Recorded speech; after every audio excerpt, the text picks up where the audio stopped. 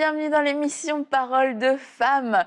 Toute une série cette semaine et je peux vous dire d'ores et déjà, pensez à regarder les émissions du début de la semaine si vous ne l'avez pas fait parce que Audrey, qui est notre invitée cette semaine, nous a livré des pépites et je crois que c'est une série importante pour beaucoup d'entre vous. Alors je vais sans plus attendre accueillir mon invité, comme je l'ai déjà dit, Audrey Mac. Oui, Audrey est avec nous et je suis toujours aussi contente. La semaine passe et je suis toujours aussi contente, Audrey, d'être avec toi. Bienvenue.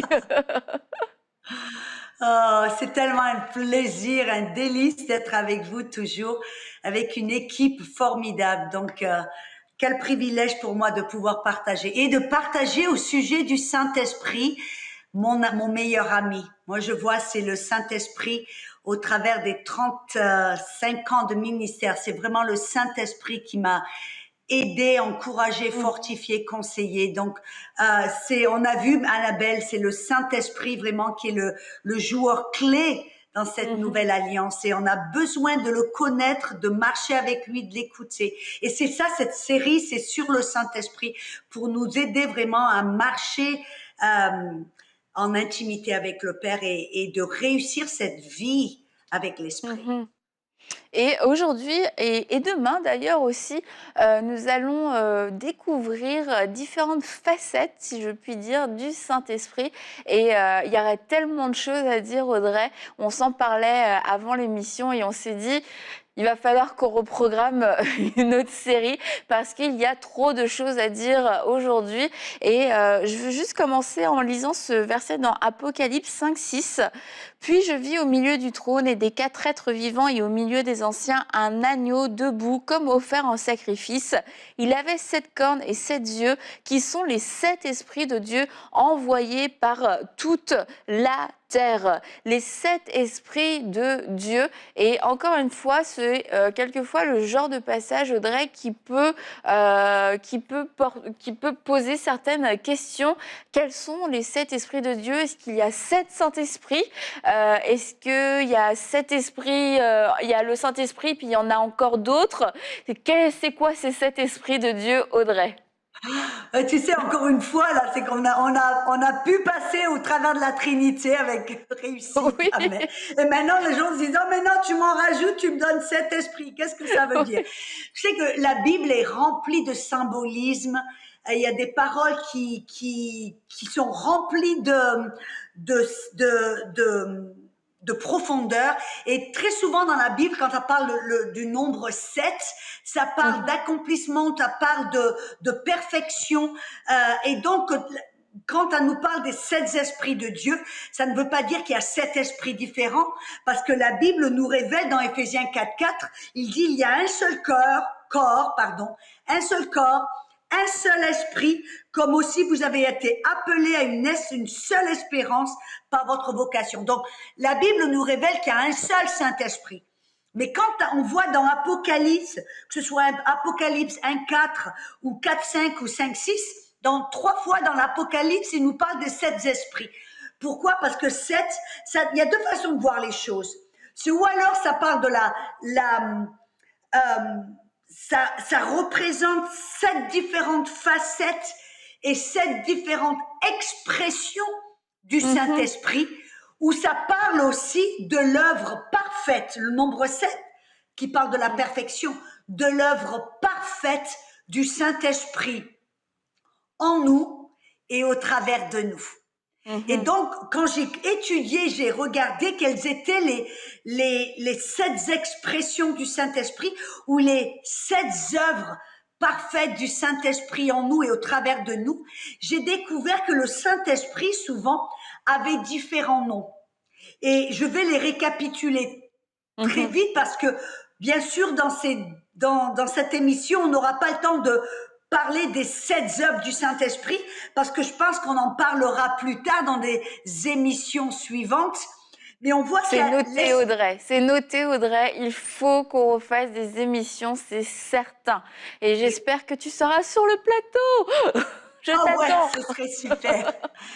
Alléluia. C'est vrai, pour manque de temps, parce que comme je t'en avais parlé, je veux pas vraiment charcuter ce sujet et de le faire d'une manière superficielle. Donc c'est vrai que ce serait peut-être bien de pouvoir revenir pour Mhm. continuer ce qu'on a Absolument. commencé. Mais j'ai découvert qu'il y a différents noms. Le Saint-Esprit s'appelle aussi l'Esprit du Seigneur, ce qui nous Mhm. parle en fin de compte de l'œuvre de conversion. Amen. Et on en parlera dans cette émission. Il y a aussi Mhm. l'esprit de vie. C'est lui qui nous donne la vie de Dieu. C'est une œuvre de justification en nous qui nous justifie, qui nous rend juste et qui nous donne la vie de Dieu en nous. Amen. Il y a aussi l'Esprit Saint ou l'Esprit de sainteté. Et on en parlera plus tard, c'est différent de non-Saint-Esprit, l'Esprit de sainteté. Amen. Il y a aussi l'Esprit d'adoption, il y a aussi Mhm. l'Esprit de vérité, il y a Mhm. aussi l'Esprit de supplication et d'intercession, il y a aussi l'Esprit de grâce, l'Esprit de force et de puissance. Ce qui nous montre là les différentes œuvres du Saint-Esprit en nous et au travers de nous. Et donc, Mhm. j'aimerais commencer et on voit que l'œuvre du Saint-Esprit est une œuvre parfaite. Amen. Ouais. Il veut couvrir tous les détails de notre vie. Il veut nous aider, amen, à recevoir Jésus, à être justifié, à être sanctifié et marcher d'une manière sainte. Il veut nous aider à prier, il veut nous guider, il veut nous aider à marcher dans le surnaturel. Amen. Alléluia. Il veut nous-mêmes nous aider dans notre identité. Mais aujourd'hui, je voudrais parler de l'esprit du Seigneur. Mhm. Ça nous montre quelque chose de puissant parce que très souvent, je vois les chrétiens, ils pensent souvent, oui, moi j'ai reçu Jésus comme sauveur. C'est bien de recevoir Jésus comme sauveur, mais là, le Saint-Esprit ne s'appelle pas l'Esprit du Sauveur, il s'appelle l'Esprit du Seigneur. Mhm. Parce que recevoir Jésus comme sauveur, c'est bien, mais ce n'est pas suffisant. Malheureusement, il y a de nombreuses personnes dans les églises qui se disent, oui, j'ai Jésus comme Seigneur, comme sauveur, Comme où il y a très sauveur. souvent, dans un envie de pouvoir amener les gens à Jésus, Mhm. ils leur font faire une petite prière, et puis ils disent, ouais, ça y est, ils sont sauvés. Mais vous voyez, il y a une différence entre penser être sauvé et recevoir l'Esprit du Seigneur. Ce qui nous montre, en fin de compte, l'Esprit du Seigneur, ça nous montre que Jésus n'est pas seulement notre sauveur, ça veut dire qu'on est sauvé, on va au ciel, alléluia. Mais Jésus doit être notre Seigneur. Ça montre la seigneurie de Jésus. Ça veut dire Mhm. qu'il doit être celui qui, euh, on doit le suivre. Ça veut dire que c'est lui, amen, Qui qui doit, règne. qui règne. Voilà, merci. Voilà, un Mhm. Seigneur règne. Merci Annabelle. Un Je t'en prie, je suis là pour Seigneur, ça, Audrey. alléluia. Un Seigneur doit régner. Mhm. Parce que combien de personnes sont dans les églises? Ils se disent, ouais, Jésus est mon sauveur, mais ils n'en font qu'à leur tête. C'est Mhm. eux qui vivent leur vie. Ils font ce qu'ils veulent, comme ils le veulent, où ils le veulent, quand ils le veulent. Et Jésus n'a pas le dernier mot. Jésus, ce n'est pas lui, il n'est pas Seigneur. Est-ce que vous pouvez voir la différence? J'espère que les personnes qui nous entendent peuvent voir la différence entre accepter Jésus comme sauveur, il va payer pour tous vos péchés, et que vous en venez à cet endroit où Jésus est maintenant votre Seigneur. Mhm. C'est lui qui règne. Ça veut dire que vous devez lui donner votre vie. C'est lui qui a le dernier mot. C'est lui c'est sa volonté qui règne. Amen. C'est Mhm. lui qui va vous dire quoi faire, quand faire, où le faire. Vous lui donnez votre vie complètement. Voyez? Et c'est là, il y a une grande différence.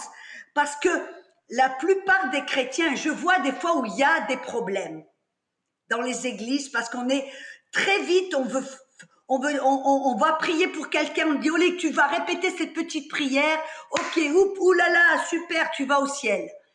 Mais les gens ne comprennent pas qu'à partir de ce moment, leur vie ne leur appartient plus.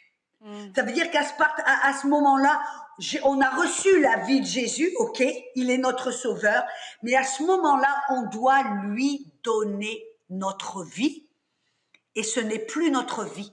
Elle ne nous appartient plus. Nous sommes entre guillemets maintenant des esclaves de Dieu, des bons esclaves. On n'est pas sous esclavage, mais on est maintenant de notre plein gré, de notre propre volonté, on donne notre vie à Dieu de manière que maintenant notre vie lui appartient. Et Dieu est un bon Seigneur. Il ne va pas nous mettre sous son joug et nous mettre notre tête sous son pouce, façon de parler. Il est un bon Seigneur, mais c'est important de savoir que Dieu doit être notre Seigneur. Et Audrey, peut-être, on en a parlé en début de semaine. Quand tu disais, oui, c'est ça, quand on disait qu'on pouvait attrister le Saint-Esprit, et si finalement une personne n'a pas envie de faire, n'a pas envie d'honorer Dieu par ses choix, n'a pas envie de faire ce qui plaît à Dieu, n'a pas le désir de renoncer au péché, n'a pas le désir de vivre une vie de sainteté, tu disais, je me questionne peut-être finalement sur le véritable salut de cette personne. Et j'aimerais que à ce moment-là de l'émission, qu'on puisse, si c'est votre cas, vous vous dites, mais c'est vrai que je me reconnais un petit peu dans ce qu'Audrey a dit, la petite prière que j'ai faite, et puis on m'a dit, voilà, c'est bon, tu as accepté Jésus, c'est ton sauveur, et je me suis dit, voilà, ça... C'est bon, je suis sauvée, je suis chrétien, et puis tout va bien aller pour moi, mais ma vie n'a pas changé au final. Je continue de vivre ma propre vie, je continue d'être mon maître, et je n'ai pas fait cette décision profonde que de soumettre ma vie à Jésus-Christ. Et aujourd'hui, vous vous dites, mais en fait, j'ai envie de le faire, j'ai besoin de le faire parce que mon éternité est en jeu et je veux pas juste avoir un titre ou une façade, et je veux donner ma vie au Seigneur aujourd'hui. Audrey, est-ce que tu peux conduire ces personnes aujourd'hui et prier avec elles? Amen, oui, absolument, parce que c'est le Saint-Esprit qui est en train d'interpeller votre cœur. Vous voyez, là, je vous ai parlé, j'ai partagé l'importance de voir Jésus comme sauveur, mais il est plus que sauveur, il doit être Seigneur. Et c'est le Saint-Esprit qui a interpellé votre cœur à l'instant même et qui attire votre cœur vers le Père. C'est ce que la Bible nous dit dans Jean 6, 44. Nul ne peut venir à moi si le Père qui m'a envoyé ne l'attire. Donc c'est le Saint-Esprit qui est en train d'interpeller et d'attirer votre cœur, et vous vous êtes rendu compte à ce moment-là, oui, j'ai cru être sauvé, mais j'ai simplement, écoutez-moi bien, j'ai simplement été inoculé. Ça veut dire, oui, je crois que je suis chrétien, mais vous ne l'êtes pas vraiment. Parce que si vous n'avez pas dans votre cœur ce désir ardent de marcher droit, de plaire à Dieu, de faire sa volonté, et que vous êtes en train de vivre votre propre vie, même si vous êtes à l'église, alors vous n'êtes pas vraiment sauvé. Vous devez le faire, et vous devez le faire en vous rendant compte que oui, j'accepte Jésus comme mon sauveur, son sang va me nettoyer de tout mon péché, de mon passé, mais je dois prendre cette décision à l'instant même de recevoir Jésus comme mon Seigneur. Ça veut dire que maintenant ma vie ne m'appartient plus, je donne ma vie à Dieu, à Jésus. Que sa volonté soit faite sur la terre comme au ciel. Alléluia. Donc, si vous voulez recevoir Jésus et que vous le faites, vous voyez, très souvent, je fais une petite parenthèse, quand je vais dans certains pays, comme les hindous ou les musulmans, quand ils acceptent Jésus, ils savent que, waouh, leur vie va changer parce que maintenant, ils vont devoir renoncer à l'islam ou renoncer à l'hindouisme, et ils vont devoir se donner à part entière, un cœur entier à Dieu, et les choses vont changer. Vous devriez avoir la même prise de conscience que maintenant vous allez devoir renoncer, ce n'est plus votre vie. Mais la bonne nouvelle, vous n'allez pas le faire tout seul, mais vous devez avoir cette prise de conscience que votre vie maintenant vous la donnez à Dieu. Si vous êtes prêt avec votre cœur à prier cette prière, à prendre cette décision, d'aller jusqu'au bout, de vous engager entièrement, de donner votre vie, votre agenda, tout ce que vous avez, tout ce que vous êtes, de le donner à Dieu, alors répétez cette prière après moi. Père céleste, je crois que Jésus est le Fils de Dieu. Il est mort sur la croix pour payer pour tous mes péchés. Mais il a ressuscité des morts pour me donner une nouvelle vie, pour me donner une nouvelle nature, pour me transformer et me rendre semblable à Dieu lui-même à l'intérieur. Alors, je confesse Jésus comme mon sauveur. Mais je confesse Jésus comme mon Seigneur. Aujourd'hui, Dieu, je te donne mon cœur et ma vie. Tout ce que je suis et tout ce que j'ai t'appartient. À partir de maintenant, je vais apprendre à te connaître. Je vais apprendre à te suivre. Je vais apprendre à t'aimer et à recevoir ton amour. Et je vais vivre ma vie en toi, avec l'aide du Saint-Esprit. Amen et Amen. Alléluia. Félicitations, Amen. vraiment. Amen. Si vous avez pris cette décision pour Jésus, si c'est aujourd'hui le jour où vous avez décidé de soumettre entièrement votre vie, de renoncer à votre vie passée, de renoncer à tout ce qui n'honorait pas, ce qui ne glorifiait pas Dieu, écrivez-nous, envoyez-nous votre témoignage emcitv.com/témoignage ou laissez-nous un commentaire sous cette émission. On veut se réjouir avec vous, on veut voir le Saint-Esprit à l'œuvre, cet esprit, l'esprit de conversion, l'esprit qui touche les cœurs et qui tourne le cœur vers le Père. Nous voulons voir cette œuvre-là en action et ensemble, oui, pouvoir rendre gloire à Dieu. Et Audrey, on va continuer avec l'esprit de vie. L'esprit de vie. Après Amen. l'esprit de conversion, l'esprit de vie.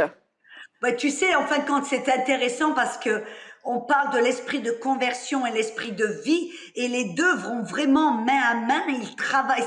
C'est une œuvre qui se fait ensemble parce que c'est intéressant.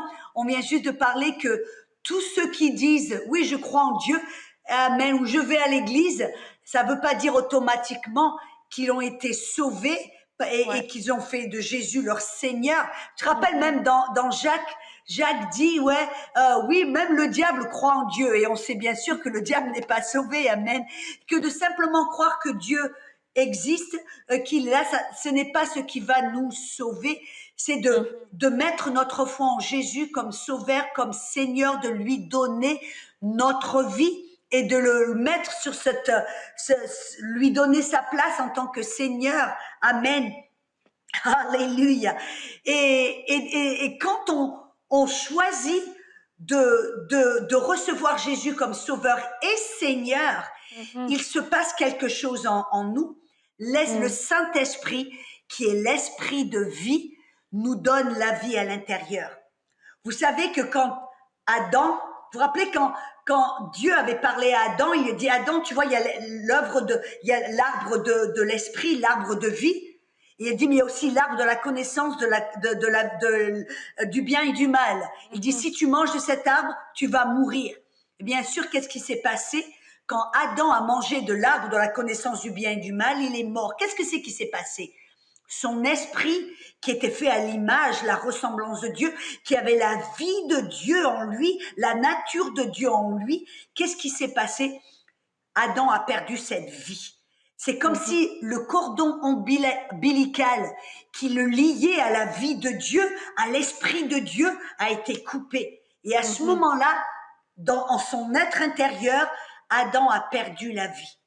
La bonne nouvelle, c'est quand vous avez reçu comme Jésus comme Sauveur et Seigneur, qu'est-ce qui s'est passé à ce moment-là? À l'intérieur, vous recevez la vie de Dieu. Vous vous rappelez quand Dieu avait créé Adam au début, qu'est-ce qu'il a fait? Quand Dieu a créé Adam, il lui a soufflé dans les narines. À ce moment-là, on dit que Adam est devenu un être vivant. Il a reçu non seulement la nature de Dieu, mais la vie de Dieu à l'intérieur. C'est la même chose qui se passe quand on reçoit Jésus comme Sauveur et Seigneur. En d'autres, on ne le voit pas, on ne le ressent pas, mais c'est comme si le Saint-Esprit respire dans nos narines et à l'intérieur, dans notre esprit, on reçoit la vie de Dieu. Le Saint-Esprit, la nature de Dieu vient en nous. C'est pour ça que Paul dit, maintenant, toutes choses anciennes sont passées, dans 2 Corinthiens 5, 17, toutes choses sont devenues nouvelles et nous sommes maintenant de nouvelles créations en Jésus-Christ. Vous avez la vie, l'esprit de Dieu à l'intérieur. Et c'est cet esprit de Dieu, l'esprit de vie et la nature de Dieu en vous qui vous donne le désir de marcher droit, qui vous donne le désir de plaire à Dieu, qui vous donne le désir de faire la volonté de Dieu. C'est de ça qu'on parlait. Vous ne pouvez pas, vous ne voulez pas faire la volonté de Dieu sans l'esprit de vous, de vie et la nature de Dieu en vous. C'est cet esprit qui vous permet, amen, qui vous donne ce désir de marcher droit. Et c'est intéressant parce que dès qu'on a ce désir, on a aussi, avec cet esprit de vie, la puissance de marcher droit. On peut plaire à Dieu, on peut marcher droit, on peut faire la volonté de Dieu. Amen. Oui, c'est drôle comment on essaye souvent de faire les choses à l'envers. On essaye de marcher droit, de faire quelquefois la volonté de Dieu, de lui plaire, mais sans passer par l'étape de la nouvelle naissance, sans recevoir l'Esprit de Dieu. Et puis ça devient une course sans fin où on se dit mais j'arriverai jamais à plaire à Dieu, j'arriverai jamais à lui plaire, j'y arriverai jamais par mes propres forces. Alors aujourd'hui, recevez cette bonne nouvelle, ce n'est pas par votre propre force. Et si vous avez tout à l'heure fait cette prière avec Audrey, ou si vous l'avez fait dans le passé, vous devez maintenant prendre conscience que l'Esprit de vous habite en vous et que l'Esprit de vous vous pousse, vous incite à faire le bien. Et peut-être que vous étiez tellement focalisé sur vos propres forces que vous l'avez délaissé. On a vu hier qu'on pouvait lui résister, qu'on pouvait étouffer sa voix, mais quelquefois on peut juste par ignorance ne pas le laisser agir. Mais lorsque on le laisse pleinement agir et rayonner en nous, il va porter du fruit. Et c'est là qu'on va pouvoir réussir à faire ce qu'on veut faire, les choses auxquelles on aspire parce qu'on aime Dieu. Et quelquefois, on sent ce blocage et c'est seulement un couvercle qu'on a mis sur l'esprit de vie qui était en nous. Alors que cet esprit de vie aujourd'hui puisse être totalement libéré et puisse couler dans tout votre être pour faire le bien. Amen. Waouh, super. Ouais, exactement. Et c'est l'esprit de vie. Et vous avez remarqué, c'est pas l'esprit de mort. Amen. C'est l'esprit de vie pour vous aider à vivre cette vie en Christ. Et cet esprit, les gens doivent savoir que dès que vous avez reçu Jésus comme votre Sauveur et Seigneur, l'esprit de vie vient en vous et il vous a nettoyé à l'intérieur. Il vous a rendu identique à Jésus. J'aime bien que dans 1 Jean 4, 17, il dit que tel qu'il est Jésus, tel nous sommes dans ce monde. C'est dans notre esprit que nous avons été changés et nous avons été recréés. Amen. On n'a pas été rafistolés, non, on a été recréés par l'Esprit de Dieu, par l'Esprit de vie dans notre être intérieur. Et c'est l'Esprit de vie en nous qui nous a non seulement purifiés, nettoyés à l'intérieur, et il nous a justifiés. Écoutez ce verset qui est puissant. Dans 1 Corinthiens 6, verset 11, il dit « Injuste, impudique, voleur, ivrogne, c'était qui nous étions avant. » Amen. tels étaient certains d'entre vous. Mais vous avez été lavés. Amen. Vous avez été sanctifiés, ça veut dire séparés. Séparés du monde. Alléluia. Vous avez été justifiés au nom du Seigneur et par l'Esprit de notre Dieu. C'est le Saint-Esprit, l'Esprit de vie qui est venu vivre en vous, qui vous a lavé, purifié, transformé, recréé et justifié. Qu'est-ce que ça veut dire justifier? Ouais, ça c'est courageux, ça, Audrey. Qu'est-ce que ça veut dire justifier en 3 minutes? Vas-y, tu peux le faire. Anoumar, Wow. prépare-toi. Justifier, ça veut dire vous êtes maintenant juste. Juste, c'est quoi? C'est une position devant Dieu. C'est une position légale devant Dieu qui vous donne ce droit légal de vous approcher vers Dieu sans peur, sans condamnation, sans le sens d'infériorité.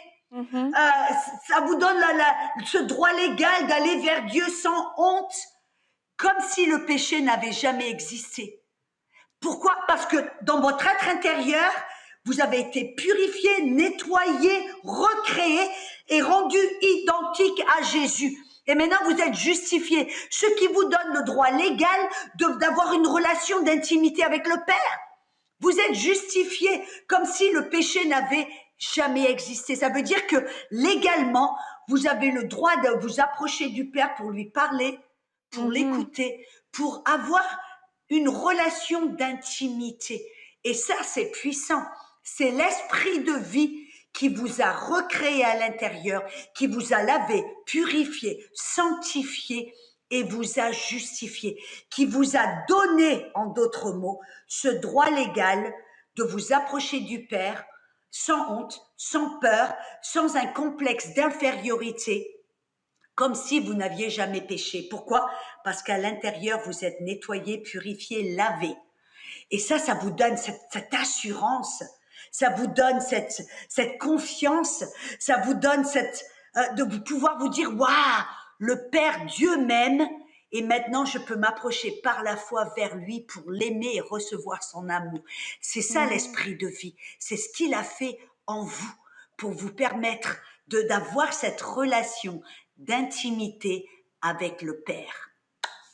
Bravo Audrey, bravo, quelle belle définition de la justification. Qu'est-ce qu'être justifié en moins de 3 minutes? Félicitations Audrey. Et si c'est quelque chose avec une chose avec laquelle vous luttez constamment en vous approchant de Dieu, un sentiment de honte, de condamnation, d'indignité que vous ne méritez pas, je vous encourage à aller suivre toute la série qu'Audrey a faite dans In Studio, la justice de Dieu. Et je crois que oui, l'Esprit de Dieu, l'Esprit de vérité va vous parler et qu'il va pouvoir vous révéler ce que Jésus a fait à la croix, qui vous êtes aujourd'hui, cette nouvelle créature, l'autorité, l'identité qui est aujourd'hui la vôtre. Alors la justice de Dieu, vous pouvez le retrouver sur EMCITV. Je crois qu'on l'avait appelé l'intimité avec Dieu. C'est vrai, tu crois? Oui, je crois que le titre était Intimité avec Dieu. Et voilà, et c'est ça, on arrive au bout de cette émission et je serai encore demain avec Audrey et nous allons continuer de parler des esprits de Dieu, quelles sont ses œuvres et on aura par la grâce de Dieu le temps d'en voir 2 autres, j'espère. Et alors je te dis à demain Audrey dans une prochaine émission de Paroles de Femmes.